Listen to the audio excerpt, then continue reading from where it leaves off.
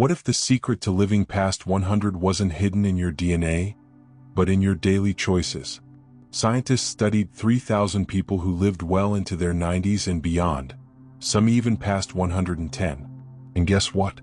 Most of them didn't have perfect health, expensive treatments, or a life without stress. So what made the difference? It came down to 5 simple things they did every single day. Tiny habits that, over time, added up to stronger bodies, sharper minds, and richer lives. And habit number 4? It takes less than 2 minutes, but could slash your risk of Alzheimer's by nearly half. Stay with me, because if you're over 60 and want to feel better, move easier, and maybe even add a decade to your life, this might be the video that changes everything. We often think longevity is just luck, good genes, a strong heart, maybe a doctor who catches things early. But when scientists looked at over 3,000 people who lived past 100, the truth was surprisingly ordinary. They didn't all eat the same food. They didn't all live in the same place. What they did share was a rhythm, a set of daily actions that gave their bodies and minds the best shot at staying strong. And no, we're not talking about complicated diets or intense workouts. These are habits anyone can start today, right from home. In this video you'll discover the exact morning move many centenarians swear by, a brain-boosting ritual that takes less than 10 minutes, and the one mindset shift that could add years, not just to your life but to your joy. So grab a notebook, a glass of water, and maybe a little curiosity, because this isn't just about living longer. It's about living better, every single day. Before we dive in, what's one small habit you do every day that keeps you feeling young?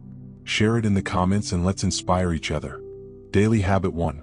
Morning mobility ritual. Let's be honest, mornings after 70 can feel stiff. You sit up in bed and notice your knees don't bend the way they used to. Your back aches. Your shoulders resist movement.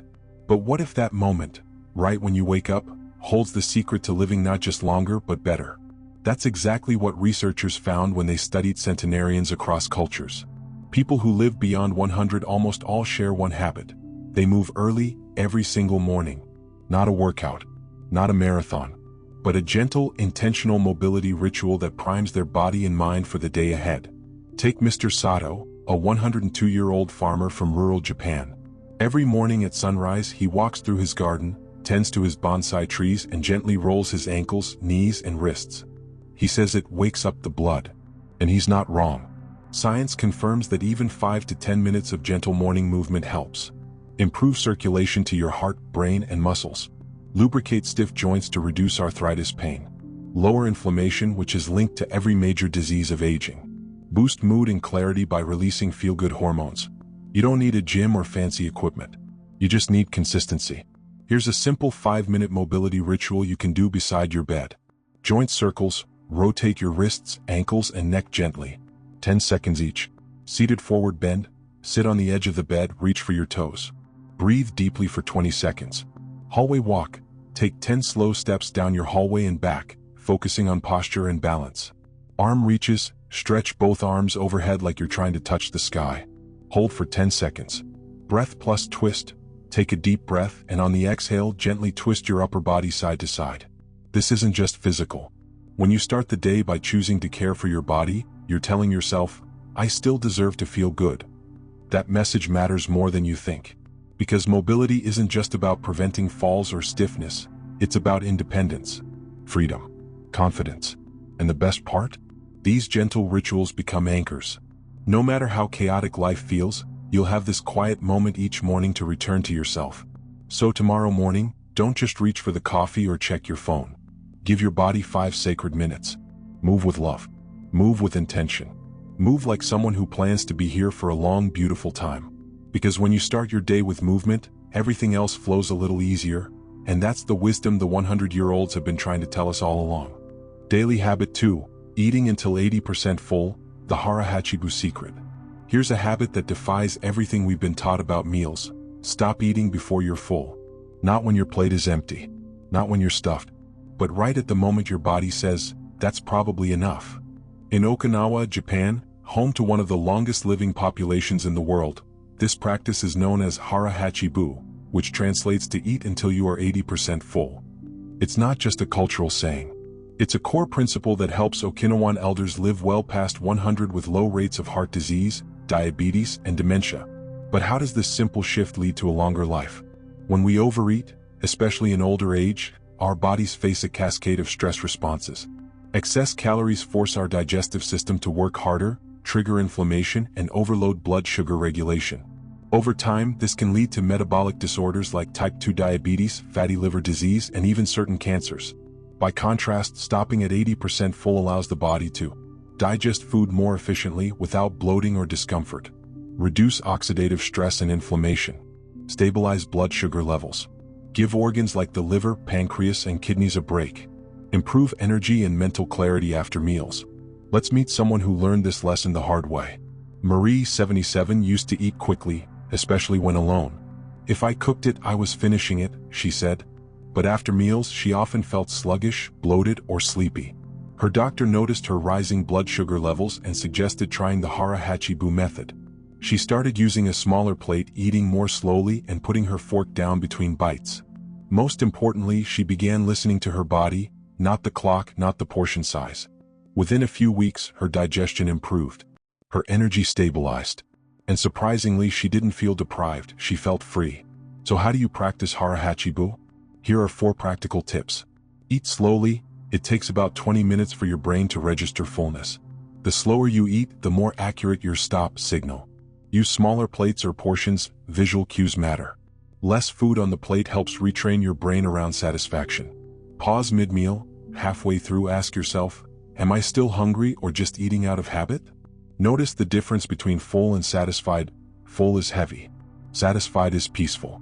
Aim for the latter. You don't need to count calories or restrict food groups. Just listen to your body's quiet wisdom. Because after 70, eating isn't just about survival.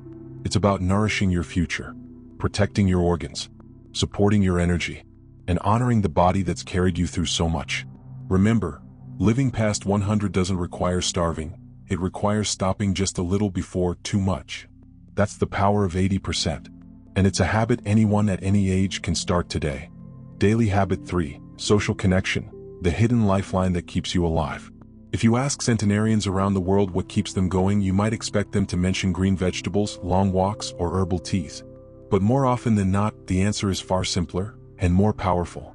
I talk to someone every day. That's it.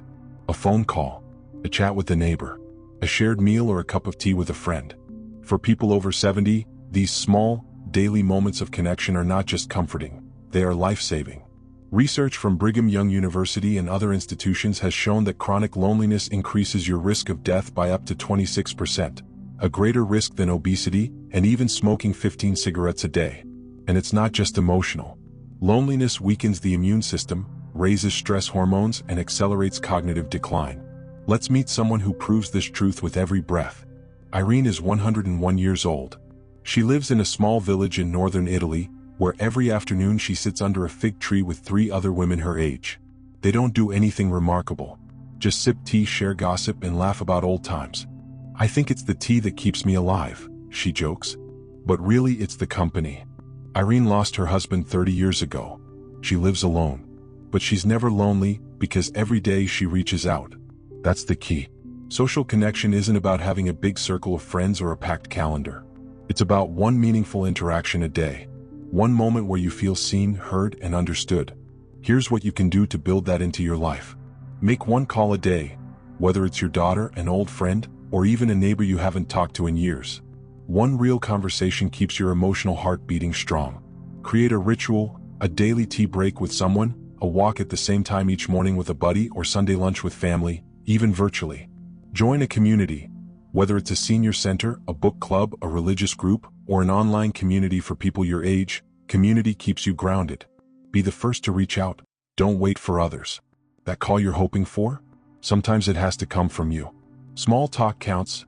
Don't underestimate the power of greeting your mail carrier, smiling at a cashier, or chatting with your neighbor. Those small exchanges train your brain to stay socially engaged. Many seniors say, I don't want to bother anyone. But here's the truth, you're not a burden. You're a blessing. Your stories, your wisdom, your presence, someone out there needs it more than you know.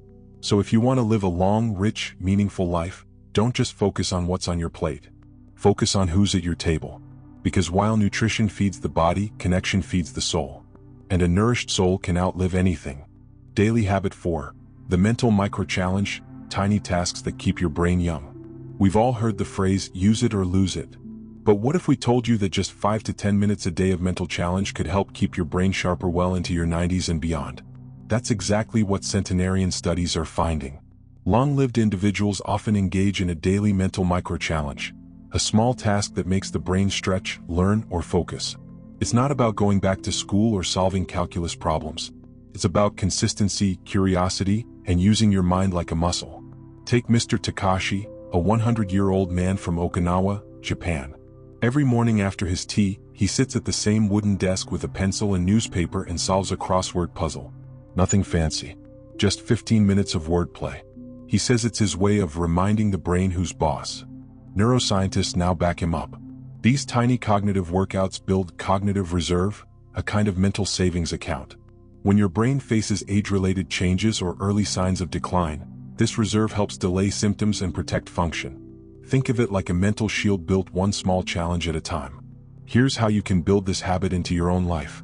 Do a daily puzzle, crossword, Sudoku, word search, or a trivia app. Just enough to make your brain think, but not so much it feels like a chore. Learn a little something, one new word, a new phrase in another language, a 5-minute YouTube video on something you've never studied before. Even 5 minutes a day keeps your mind expanding. Journal or tell stories. Write about a memory from your past. Or call someone and tell them a story from your childhood. Storytelling is one of the most complex cognitive activities. It exercises memory, sequencing, language, and emotional connection all at once. Do mental math or budgeting. Whether it's calculating grocery expenses or keeping track of your pension, using numbers keeps the analytical parts of your brain active. Read and reflect. Reading is not passive. It lights up multiple regions of the brain, especially when you pause to reflect or discuss what you've read with someone else. What matters most isn't what you choose, it's that you do something that requires a little mental effort every single day. Think of your brain like a garden. Without stimulation, weeds of decline grow fast. But a few minutes a day of tending, watering with curiosity, pruning with focus, planting new ideas, can keep it blooming beautifully for decades. And here's the secret benefit. It's not just about avoiding dementia or memory loss. These little challenges bring back joy. They reconnect you to the feeling of growth, discovery, and accomplishment, feelings that age cannot take away. So before the day ends, challenge your mind. Just for 10 minutes. And give your brain a reason to stay strong, for all the years still ahead. Daily Habit 4. The Mental Micro-Challenge, small daily tasks that keep your brain young. You don't need to go back to school or learn a new instrument to keep your mind sharp after 70. Science now tells us something beautiful. Just 5 to 10 minutes a day of mental challenge can make a real difference in how your brain ages. This is what researchers call a mental micro-challenge. It's a small activity that gives your brain a reason to wake up, focus, and stretch itself, just enough to keep the gears turning. Let's meet Maria, 103, from Sardinia. Every morning, she does a word puzzle from the local newspaper and ends her evening by reading a few pages from a novel she's read a dozen times. When asked how she's kept her mind so sharp, she smiled and said, "Because I never stopped using it." Here's why this habit works. As we age, certain areas of the brain naturally slow down. Memory might fade. Focus might wobble. But there's something called cognitive reserve, a kind of backup system that helps the brain stay resilient against aging and even early dementia. Mental micro-challenges help build that reserve. And they don't have to be complicated. They just need to be consistent. So what counts as a micro-challenge? Crossword puzzles or Sudoku. They activate language, logic, and memory all at once. Language practice. Learn one new word a day. Apps like Duolingo are perfect for 5-minute bursts. Budgeting or mental math. Even calculating grocery costs in your head is a workout. Journaling or storytelling. Writing about your day or calling a friend to tell a story from your youth activates complex brain circuits. Reading and reflecting. Choose short articles or a favorite book. Pause to think about what it means to you. And don't worry if it doesn't come easy at first. The point isn't to be perfect. It's to be engaged. Think of your brain like a garden. If you leave it alone, weeds take over. But if you water it daily, even just a little, it grows strong and beautiful again. The beauty of this habit is that it's deeply personal. You can tailor it to your interests. Love music? Listen to a new genre and read about its history. Love history? Watch a 10-minute documentary clip and talk about it with someone. Even just telling your grandchild a story from your past lights up parts of your brain linked to memory, language, and emotional connection. And here's the emotional reward. These small tasks bring a sense of accomplishment, identity, and purpose. They remind you that you are still growing, still becoming. That your mind, like your heart, can stay young with care. So tonight, before you go to bed, ask yourself, what can I do for 5 minutes tomorrow that makes my brain smile? That's your challenge. And your path to staying vibrant for decades to come. Daily Habit 5. The Sunset Routine, How Winding Down Can Extend Your Life. As the sun begins to set, something remarkable happens in the lives of the world's oldest people. They don't rush through the evening. They honor it. Instead of ending the day with chaos, loud television, late-night snacks, scrolling through endless screens, centenarians often wind down with intention. And this gentle rhythm may be one of the most powerful longevity tools you've never heard of. Take Hiroshi, a 101-year-old from Okinawa, Japan. Every evening at 6:30 p.m., he begins his sunset ritual. He eats a light dinner, turns off all overhead lights, and lights a small candle instead. He plays soft traditional music, stretches gently for 10 minutes, then writes one line in his gratitude journal. By 8 p.m. he's in bed, not because he's tired, but because his body is in sync with the rhythm of nature. Why does this matter? Because sleep is where healing happens. Your brain clears out toxins. Your cells repair. Your heart slows down. And deep, restful sleep helps regulate everything from hormones to immune function to memory. But here's the catch. Quality sleep doesn't just happen at bedtime. It starts hours before with what you do as the sun goes down. Here's how to build your own sunset routine. Dim the lights around 2 hours before sleep. Bright lights, especially blue light from screens, confuse your brain and delay melatonin, the hormone that helps you fall asleep. Try using soft lamps or even candlelight. Avoid screens 1 to 2 hours before bed. Instead, choose calming activities like reading, journaling, or listening to music. Do light stretching or gentle movement like yoga or tai chi. This helps release tension from your body and signals your nervous system that it's safe to rest. Practice gratitude. Write down 1 to 3 things you're thankful for. Studies show this simple act can reduce anxiety and improve sleep quality, especially in older adults. Create sensory cues. A cup of warm herbal tea, the scent of lavender oil, or soft instrumental music can train your body to recognize, it's time to wind down. This isn't just about getting to sleep, it's about how you age. Poor sleep is linked to faster cognitive decline, increased risk of heart disease, depression, and even early death. But with a consistent evening routine, your body learns to expect rest, and delivers it with depth and peace. The best part? A sunset routine isn't rigid. It's deeply personal. For some, it's evening prayer. For others, it's sitting on the porch and watching the sky change colors. The secret is consistency and calm. Remember, it's not weakness to need rest. It's wisdom.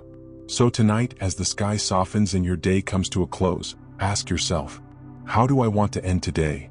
Because how you close each day shapes how long and how well you'll live. You don't need a crisis to start living better. You don't need a scary diagnosis to begin caring for your body and your joy. And you certainly don't need to be perfect. These 5 habits aren't extreme. They're not complicated. But they are powerful. Because when done consistently, they gently rewire your body, your mind, and your spirit for vitality.